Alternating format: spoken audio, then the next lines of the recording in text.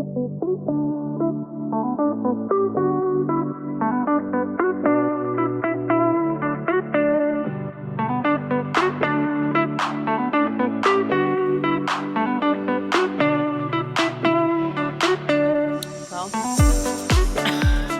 you just hear me drinking my soda and eating my chips? Are you done chewing your chips? My Diet Coke and my Sun Chips. Oh, is it Diet Coke? Always Diet Coke. A crispy Diet Coke. What is that? What is crispy? Like it's not flat? No, no, definitely not flat. Ew. No, it's like there's a whole thing. Mm-hmm. The best Diet Coke is the McDonald's Diet Coke, hands down. But is that with a styrofoam cup? No. See, styrofoam to me, I know they're not the greatest for the planet, but they just have a way of making it better. Okay, the plastic, McDonald's used sweaty to do cups. McDonald's used to do paper cups. Remember? Yeah, the waxy, and then the bottom gets all soggy like after a while. I'm drinking out of a paper cup right now, but not McDonald's Firehouse, which it is pretty good. They have like the soda machine, you know, that like you can make all your contraptions. You can make your mixes and add flavor. Yeah. I remember the first time I saw one of those, I think it was at a movie theater. And the cool thing about it was at a movie theater, which meant you got free refills. Oh. So not only did you have to pay $8 for this drink, but at least you got the option to go get more. But then how many times are you going to refill it during the movie? Then it's like, because you have to get up and miss part of the movie to refill your drink. And then you have to get up again to miss part of the movie because now you have to pee because you've drank so much. You make it a challenge. You just I'm going to get my money's worth out of this. And then you drink more soda than you possibly should. And that does not sound good. It's wonderful though. But yeah, no. And then I just went to Red River Barbecue, and while we were there, I know Jonathan was saying, he's like, "Oh yeah, my wife won't like this place because they have Pepsi," and I'm like, "Yes, there's so many people." Because Alyssa would be like, "I don't want to go there because they don't have Diet Coke. They have Diet Pepsi." I'm like, wow. It's different. Wildly different. And I'm wondering how much the management and like how much people who own these businesses like know, like, you know, you're probably losing business because you're choosing Pepsi. Nobody wants it. But meanwhile, Dr. Pepper's well represented at all these places. Yeah, that's Dr. Pepper is just everywhere. So yeah, that's the good thing about them. Except for in California. When Justin and I went there on our honeymoon, they were like, "We don't have Dr. Pepper," because we kept asking, and they're like, "But we have root beer." We're like, "What? That's not the same." I thought they were going to say Mr. Pibb, and I'm like, "No, he doesn't even have his doctorate." I don't even think that's Mister. I need a doctor. I need a doctor. Sable and I went to the Dr. Pepper Museum, and they had a big plaque of all somehow the title of it was what's the phrase? Mockery or is the best form of flattery. Imitation. Imitation is the best form of flattery or whatever. So they had all the knockoff, because you know every brand, any off-brand soda has a doctor something. Yeah, everybody. And they were just there was some of them I was familiar. One? I mean, Sprite's part of Coca-Cola. There's no knockoff of Sprite? Well, yeah, like I'm sure there are, but I'm talking about Dr. Which one came first? So because there's Dr. I grew up with like Dr. Thunder and yes. Dr. Topper. That's right. There's Dr. Pop. But some of the best names were Dr. Nut, Dr. Nut, and then there's a Dr. Whatever. Dr. Whatever. They were just like, whatever, Dr. Whatever. Just put it out there. People will drink it. You just have to have a doctor in front of the name. Yeah. Well, hey, everybody. Welcome to the Soda Podcast, where we talk about different cups and different... connoisseurs of soda. Yeah, apparently. It's a popcast. Yeah. Welcome to the Popcast. No, we say Coke down here. That's You right. want Coke? It's a Coke. You want a Coke? Where my family up in Iowa is like, you want a pop? I'm like, yeah, give me a pop. But no, welcome to the Next Day Podcast. I'm Chad. I'm Christy. And the next day on your... It's the next day on your... We messed it up. We messed it up. It's the next day on your discipleship journey. And I am Christy. Yeah. And that's Chad. Yeah, I'm Dr. Chad. Dr. Chad. We're just all, I don't know, out of sorts. It's the week of Christmas Eve. It is. We're very excited, but there's just so many things, to think about and to do. I know. And all those names we mentioned are all our sponsors for this episode. Dr. Nut, Dr. Whatever. Let's try to go through all of them. We had a bunch of them, apparently. You need a doctor. Yeah. But on this podcast, we're going to be talking about the sermons you got to hear on Sunday. So you got to hear Christy in the Element, Preston in Traditional, and Carl at West. And me at Courage, but I don't think I'm going to have that posted anywhere because it's on Facebook. It is on Facebook. Yeah, but we're going to be talking about all of that. But yeah, as Chrissy said, we are in Christmas, the week of Christmas. It's still Advent, the last days of Advent. Then we move into, I really want this to catch on, this idea that Christmas goes on after Christmas Day. I really want that to catch on. If there was a hill, this is the one you're dying on. Because it's so cool to think of, the 12 days of Christmas. Because, people say, oh yeah, like the thing that, what was it? I know it was in Adam Sandler's Hanukkah song or something. It's like, instead of one day, we have 8 crazy nights. Yeah. But I'm like, no, there's 12 days of Christmas. There's 12 days. It's just, I guess the way our commercial society has it is like, Christmas begins in October. They do. And then you're always doing Christmas stuff. Our society does Advent. Like, they don't know it. Yeah, but they're they don't know it. Doing Advent. Yeah, they're doing Advent. Because then like Hallmark and all that does the 12 days of Christmas movie marathons, and they do it 12 days before Christmas. Yeah, and they have it backwards. It's like, wait, no. Advent is not 12 days. And then, Advent is like 24, 25. And then the day after Christmas just becomes the season leading to New Year. So then you just have all the end of year countdowns and all the end of year. Then it just turns into that. But really, that's all the season of Christmas going all the way to Epiphany. And so I really want that to catch on. But I understand, people get they've been celebrating Christmas since November.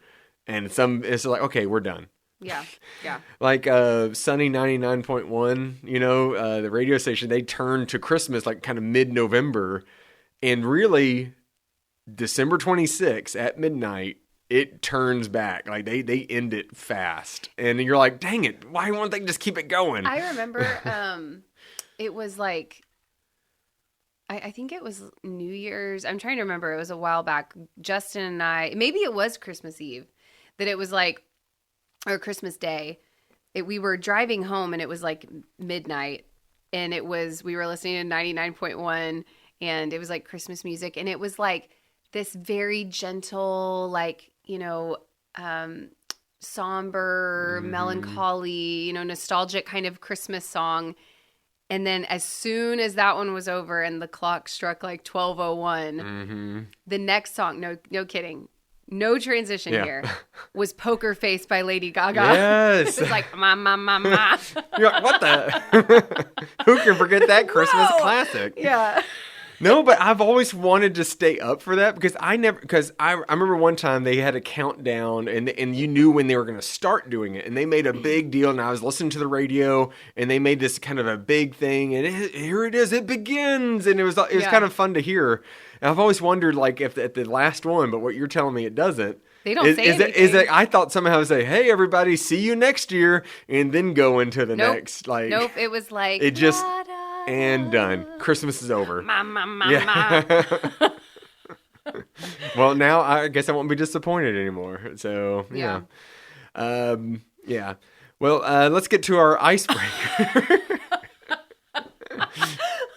What a podcast we have today. Let's get to... I have an icebreaker. Do you really? I do. I was just trying to think of any typical holiday one. This has nothing to do with holidays. Do you want to do a holiday one? I don't know. I was just thinking about... I was eating a sandwich right before the podcast. Literally, y'all, literally at this table. You probably got to hear a drink, maybe. Drink or soda. Yeah, I just, we've been really busy with all the Christmas Eve stuff, just getting prepared. So I just had to I got a quick lunch and got a sandwich. From Firehouse Subs. When you Yes. need a sandwich on the quick, go to Firehouse Subs. So my question, my icebreaker is, where do you go for a sandwich? What's your like number one sandwich first, place? the definition of a sandwich, because Okay. burgers are in the sandwich family. A sub sandwich. Okay, so Sub sandwich. It's a sandwich.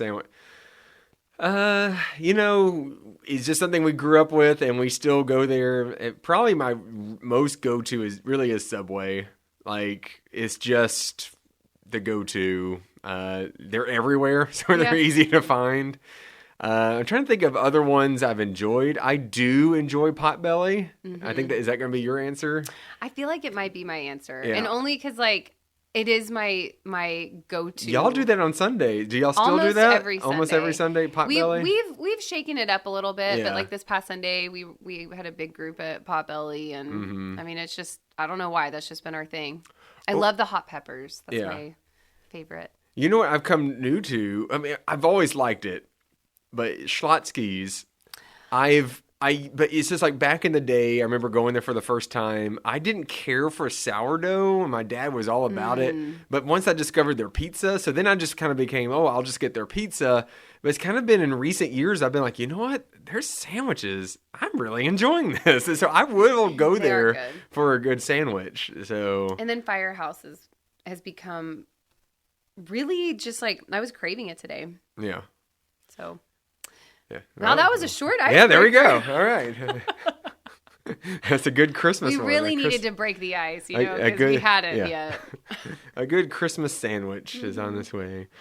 All right. Well, but yeah, let's get to talking about our sermon. This is the last, it's always sad when we come to the end of a sermon series. Wah, wah. Actually, I mean, somewhat, I'm sure, Christmas Eve sermons, they can kind of tie in. I don't think I'm necessarily planning, I'll touch on it a little bit, but they're not really part of the sermon series. No, but mine will not talk about it at all. you're like, I'm done talking I'm about done Joseph. talking about- Joseph, honestly, no. I really have loved like exploring this story from Joseph's view, but I'm ready to be done with this sermon series. I'm happy that it's such a widespread thing that nobody cares about Joseph.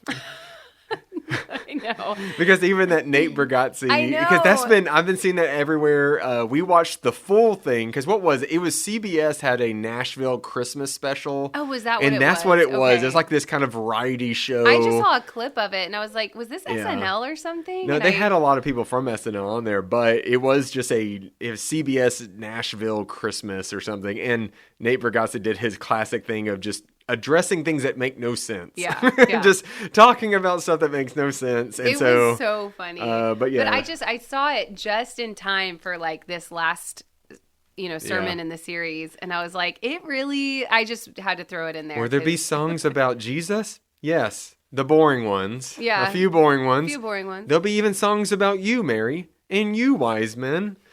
What about me? Joseph. There will be There many will be many songs. songs. There will be many songs. Poor guy. I know. But like, so since then, so I, having said that in my sermon, that I'm like, I can't think of a single song that was written for Joseph. I'm or, trying like, to think of about songs that Joseph. even mention him. Right. Like he's Like not. but Silent I've Night. had Silent Night. Mother and Child. Yeah, Mother and Child and Virgin, and it never really It addresses. never talks about Joseph. Joseph, because you can imagine like making this decision. I don't know, somehow adding a verse talking about being there. I don't know. Well, it's like he had this like encounter with an angel. You know, like he Yeah. had a dream. He was, I don't know. He also like him being a carpenter. lineage. It's his lineage. His He's from lineage. Bethlehem. All of that kind of stuff. I'm like, there is a lot of poetic stuff there. So he kind of got, an unfair hand. Yeah.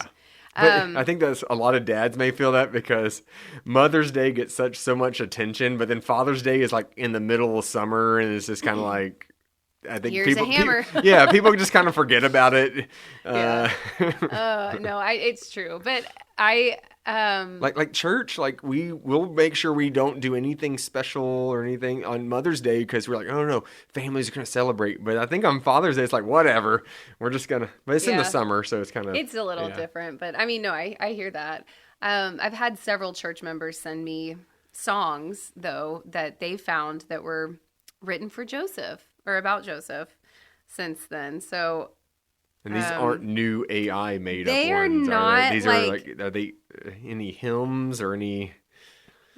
No, there's none that I can find that are like classic songs. Like the ones that have been sent have been, like Mercy Me, like had a song that they wrote, is one of them that was sent to me. It was like some modern day, takes that I guess people are like, well, if I'm going to write a Christmas song, I should write one that hasn't been written. Well, there's a whole perspective we've missed here. Mm-hmm. Everybody gets talked about. Shepherds, wise men. Herod gets talked about in Christmas songs. Do you think literally none say Joseph? Yeah.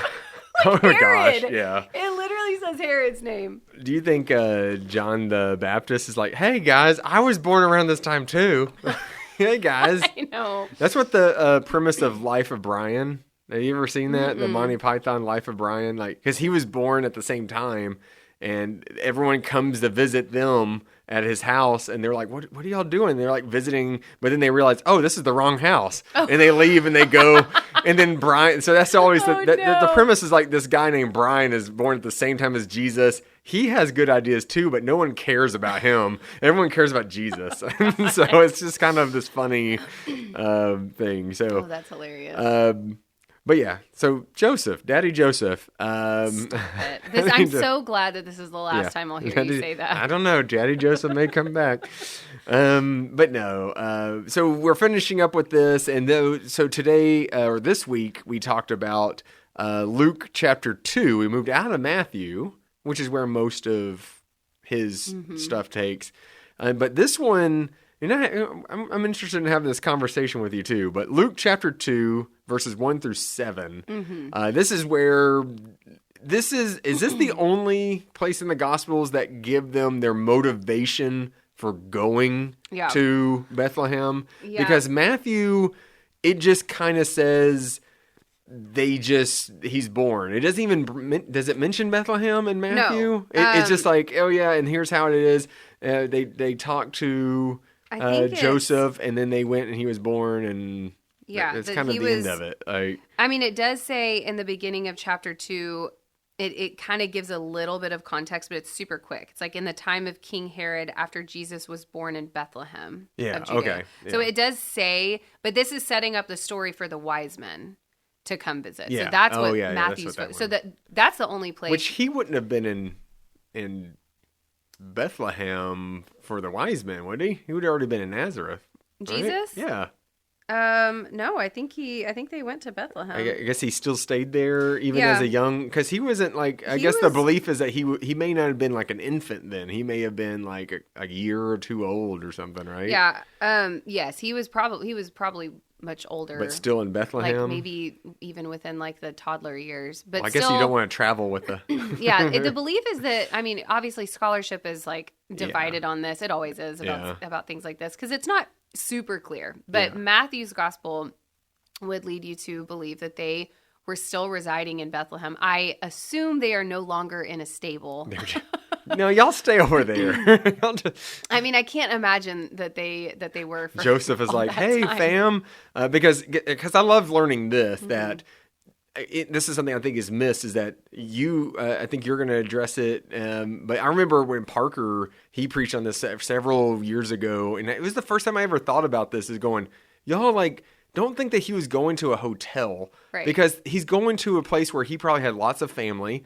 And the Jewish custom then is like, come on. Come stay with family. Visitors, come and stay here. So it's probably he stayed with some family. I assume that like it's possible. Actually, Carl brought this up the other day that there's some scholarship that suggests that Joseph actually was just in Nazareth temporarily on like business, doing some like work there. Business call. Business call. They had some but that he would plan to be back in Bethlehem, that the plan was for them to live in Bethlehem because that's where they seem to be for a couple years, at the minimum, before they move on to Egypt, because they have to escape, Herod's and then from Egypt to wrath. Nazareth, back to Nazareth?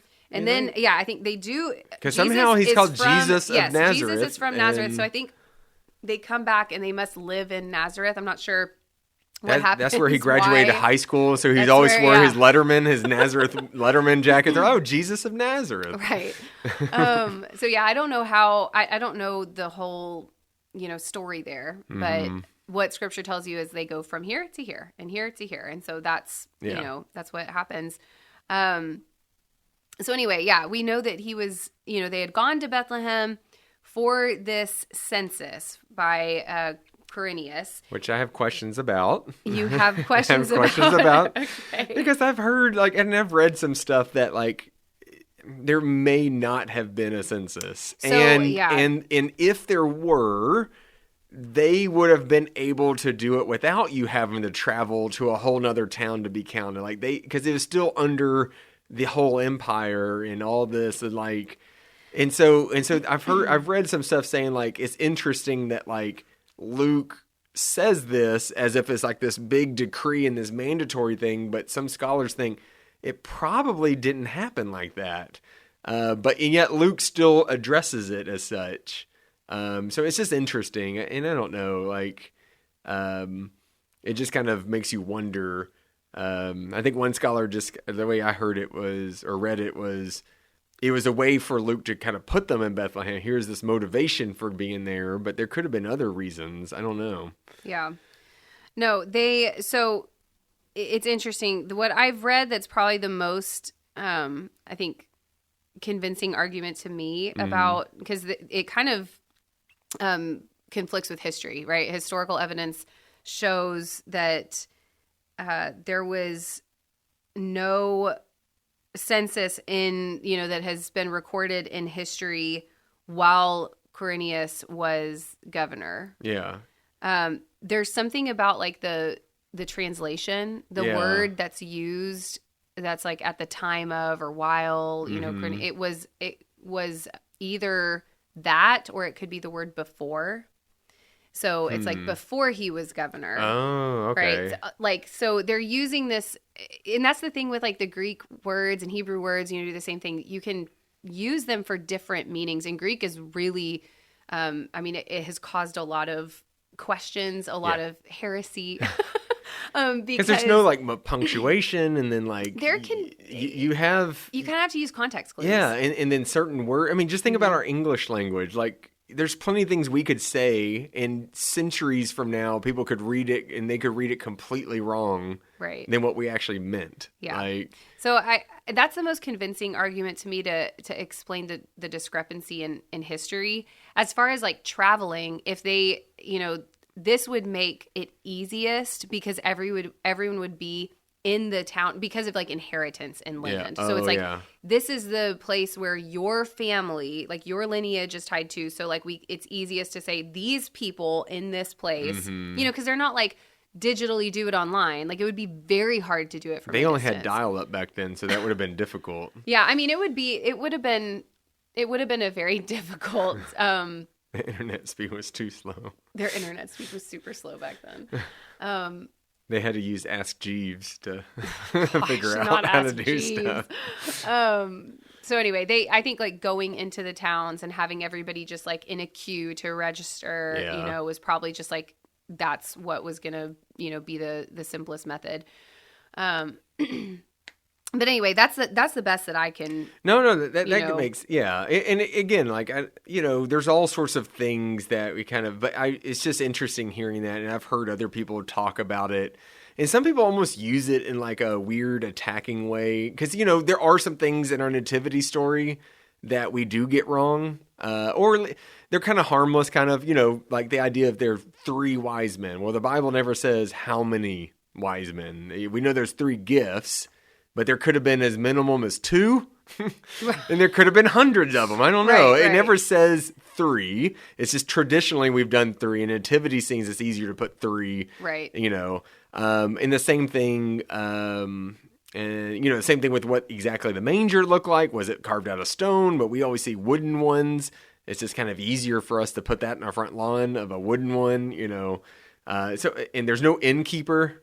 There's no everyone. Right. Every No, story. Everyone thinks everybody- this evil innkeeper, but the Bible makes no mention of it, and it just says there's no room at the inn. Now, what's interesting to So- me is like, so Joseph did probably stay with relatives, some kin of some sort in Bethlehem, and Mary. They probably stayed. Which I keep thinking they're staying with someone named Ken, like Barbie and Ken. Ken And so with an anytime you say he's I. staying with Ken, I'm like, oh, he's staying in the Casa Dojo. What is it? Casa remember. Dojo something from the Barbie movie. No, not that Okay. Ken.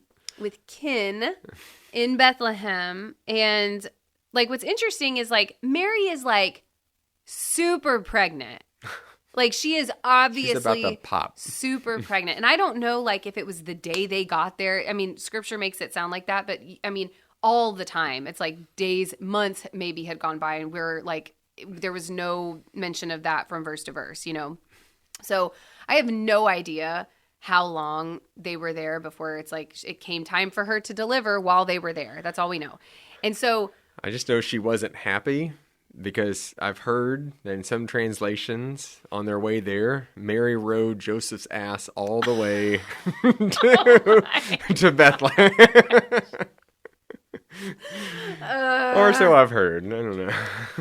I would also be pretty upset. Be like, just because you're in the line of David. Actually, there is some scholarship also that That Mary- suggests that Mary is also in So the they're lineage related. of David. So Okay. they're somehow No. down the line. Yeah. But anyways, so they're at, they come to Bethlehem. She's super pregnant. It's obvious, right? So you think if for an innkeeper to just like slam the door in their face, that's like the visual we get is like, they're like, is there a place for my very pregnant wife and I to come stay? No room at this inn. Slam. Nobody sees a room. No way, no how. Exactly. I literally think of that every time. But what is, I think, in some ways more disturbing is that, like, this was Joseph's family that he came to stay with, and they were full, right? Like, the inn, the family house probably is, what it was full of other people who were also there for the census. And no one was like, oh, hey, you know what? You're, like, super pregnant. Let me give you my room in my bed. Doesn't that tell you everything you need to know about in-laws? Like, it's Joseph's family. And they're just like, I told him not to be with Mary. Well, and I also, told him.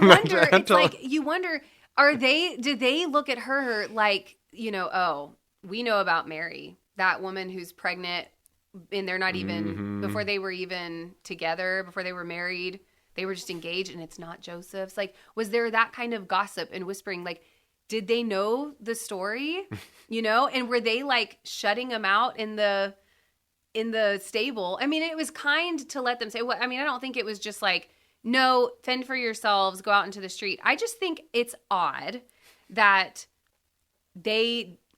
nobody gave up their room. And it really, when you think they about went up it, there. One of Joseph's sisters went up to her and like, Mary, did you know you're staying in the garage? the angel did not tell me that. I think about that, but it's also like, again, the nature of the birth of Jesus. Like, nobody was willing to make room. Like, nobody was willing to, Maybe they were judging. Like, maybe that was a thing. Like, because we see Joseph was going to leave her quietly. Right. And she was already kind of in this disgrace kind of a thing. Right. And if they did know, wait, that's not Joseph, maybe they were treating her harshly? Could that be? I mean, I don't know. I don't know. Yeah. I just kind of wondered about It is that. interesting. I've never thought about that. Like, especially, as nice as it is to think of, oh, yeah, no, Joseph stay with family. Okay. But now you bring up, why can't she stay on the couch? Right. Oh, well, our cousin, he won't move. Yeah. It's like, he won't get up. It would have been more polite, honestly. Just like, do we not have manners? Mm-hmm. And I mean, Jewish hospitality is extravagant usually. Like, Maybe it's radical. Maybe that part of the house was nicer and they were like, gave her the actual, hey, you actually get to sleep on hay. We're going to be sleeping on this rock in here. And, but it's like, and then it's like, oh, she's going to have her baby. Let her do it down there with the animals. I mean, maybe it's just because it was going to make a big mess. I don't know. But like, it's kind of it just kind of hit me like, why would they not have given up a room for them? But I just think that's so true to the story, that like Jesus coming into the world in this way, and from the beginning that people are like, I'm not going to make room for Jesus. Like, I mean, and not that they knew, right? Like that, I don't think everyone was aware of, Jesus being the Son of God. And maybe Joseph and Mary were telling people, I don't know, but it's not clear in the story. Yeah. And you have to kind of think that this was sort of under wraps, or if they had any story to tell, people were like, you're crazy, right? Like, this is not a thing. Or why you, or like, I don't know. It's just kind of an interesting, thought project. Would be interesting if they did just was in a comfortable room and somewhere like that. And then what would our nativity scene? It just look like a bedroom? Would it just look like I don't know. But here we have this iconic scene that like, we know and love. And as we understand it, like the shepherds come and they find them. This was a sign. It's like going to be laid in a manger. So they're looking for a place where animals stay. And it's shepherds, right? Who are like kind of grungy, and they're going to come and they don't have to knock on any doors. Like this is... They just barge on it. This is like it's an outdoor kind of space, like it's the lower part of the home, but it's not like an enclosed, kind of, I mean, there is some enclosure there, but not as much as like inside the house. So anyway, I just think obviously all of it was very intentional. Like God, had this intention for Christ to be born this way and to be laid in a manger even, I mean, it's like, this is the part of the story where you get to like, it's like God is sovereign. There are prophecies. These things are being fulfilled. And Joseph and Mary and all of these other people had free will. And I don't know where those two things came together. Yeah. But there is so much that you're just like, man, God like wove this all in, like this was just, it was perfectly ordained and orchestrated. And that kind of went with my sermon where I did encourage, even though the word that kept coming to my mind hearing about because the title of this sermon was Journey to Bethlehem. This is when they're going to Bethlehem, and the word that kept coming to my mind for this was peace. I know that peace was week 2 of Advent. Does it go hope, peace, joy, then love? Hope, peace, joy, love. Yep. Yeah, and then Christ candle. But I kept, so I did tell, I spent a lot of time talking about peace, because when you look at the nativity, when you look at nativity scenes, when you see those silhouettes, when you see other things, it's so like all is calm, all is quiet, all is calm and all this, and all is bright and all this. But what we've already learned about Joseph and the decisions he had to make and this journey going there and the news that Mary's like, y'all, like the chaos is still there in them. And I equated it to like, this is probably a good example of a duck on water where, you see a duck on water is gliding. It looks very smooth and calm, but under the water it's kicking furiously.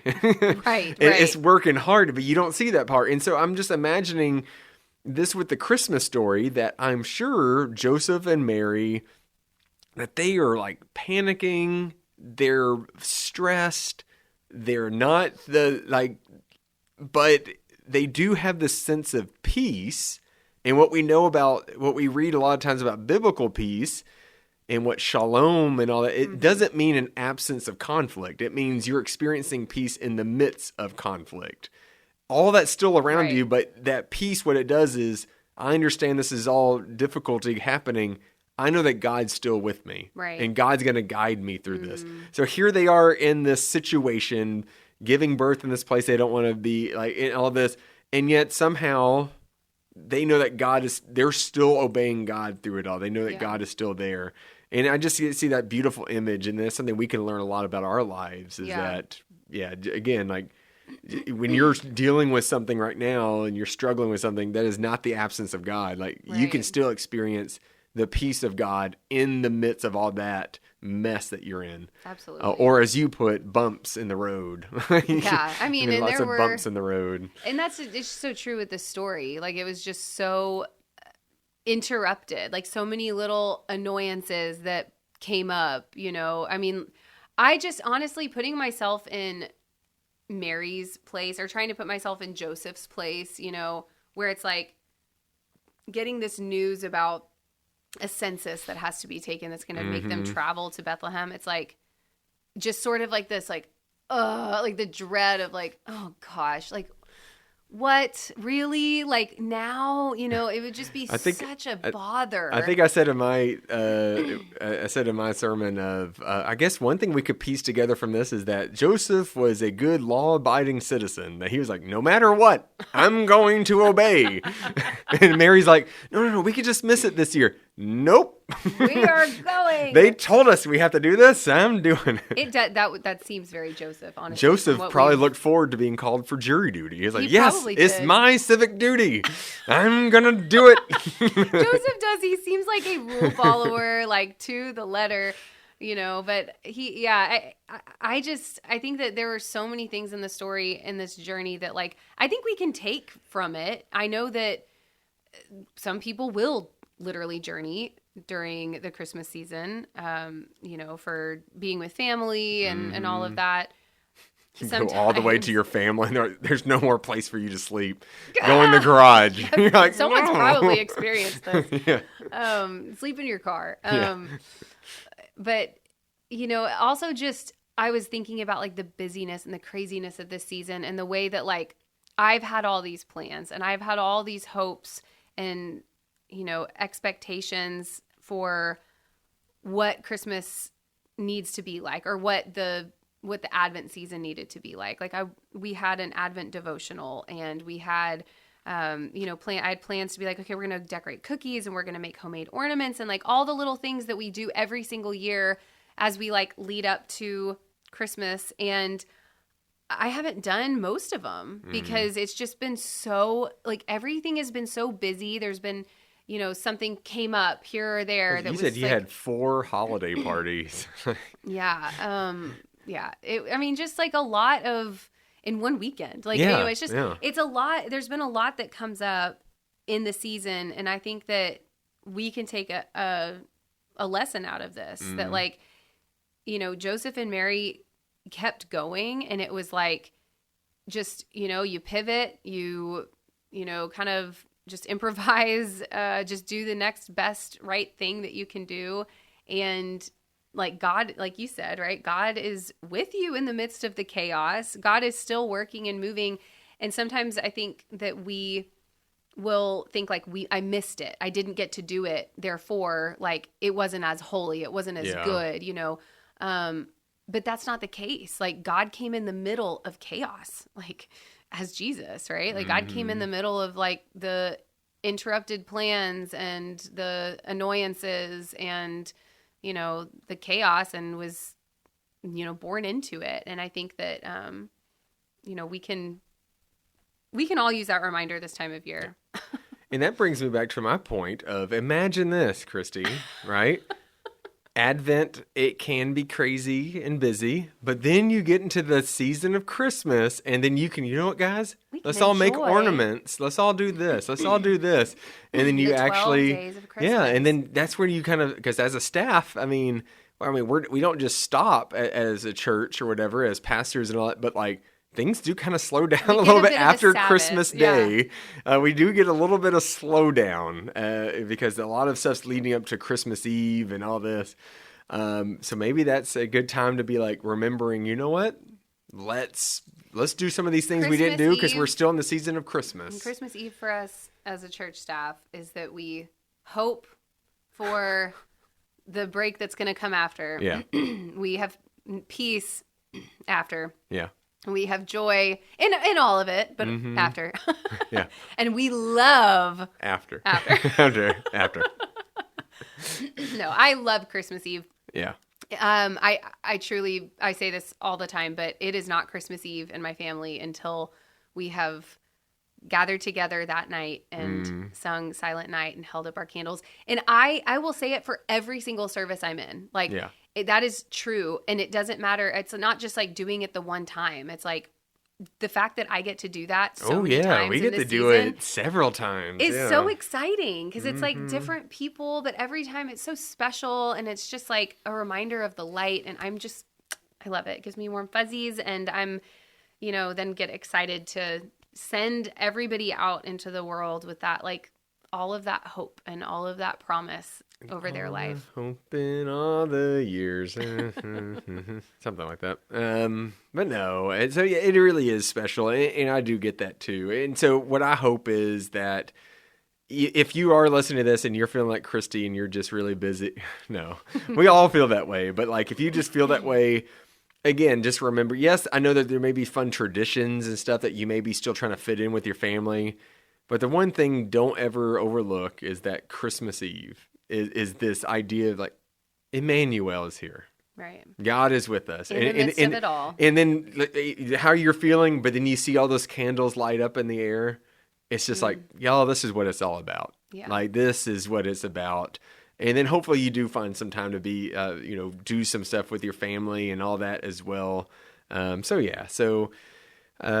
Joseph, Daddy Joseph here, we learned a lot. Daddy Joseph taught us the true meaning of Christmas. We can wrap Daddy Joseph now.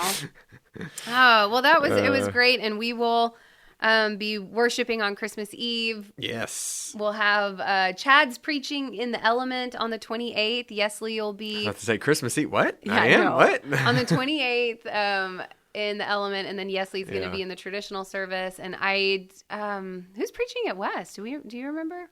Is it Carl? It may just be whoever shows up. Yeah, whoever's there. I don't know. It's a First mystery. person. It's open mic. Open mic at West. No, don't take me where somebody's going to listen. Oh, I'm doing that. And then January 4th, in the Element, we have our annual morning of prayer and praise. How we start the new year. So that'll be really fun. I get to sing with the band, and I'm always very excited about that. And do a little bit of a different service, a little more music heavy time of reflection and prayer, and just kind of getting a reset for your new year. And then we go into our next sermon series the very next week, which is Flip the Script. Flip the Script. And we're talking about the way that we are letting the gospel flip the script in our lives in a way that no New Year's resolution possibly ever could. So I'm excited for all that is coming up. So yeah. And we're sharing all that with you because there's a good chance we're not going to have another Next Day podcast for a little while. Just a couple weeks. Yeah, just a couple you'll weeks. You'll survive. This will be one of the few breaks we take. Yeah. But we do hope that, first off, again, just thank you for everyone who listens. This is, as we're wrapping up this year, this is always a blessing. Christy and I have so much fun doing this. I know I have a lot of fun doing the This Day podcast, and that's still going to keep going, by the way, just because you're going to go into the season of Christmas with it. So stay with it, the daily podcast and everything with that. But the Next Day podcast, we've really enjoyed doing this for... Oh gosh, coming up on 2 years now. Yeah. Starting in Lent. That's right. Like the beginning of Ash Wednesday is whenever we started. So we're coming up really soon on 2 years of this. So this has been a lot of fun. So thank you all for all your love and support during all this time. And we look forward to continue doing this in 2026. But we hope you can join us in person, or you can stream online for Christmas Eve services. If you want to come to the 2:00 Courage and hear me preach, but then Christy's going to be preaching at 5, and then all the pastors are doing stuff at the 7 and 11 o'clock in the traditional service. So you get to see all of us be participating in that way. And if you do live somewhere else outside of Katy, please go find a church near you, be a part of their Christmas Eve services, and just be in community with others as you celebrate that with them. So we look forward to seeing and talking with all of you again in 2026. Oh, gosh. Oh, gosh. I know. It's going to be great. We're excited for next year. But we wish you a Merry Christmas. We wish you a Merry Christmas. We wish you a Merry Christmas and a Happy New Year. Go eat a sandwich. Bye.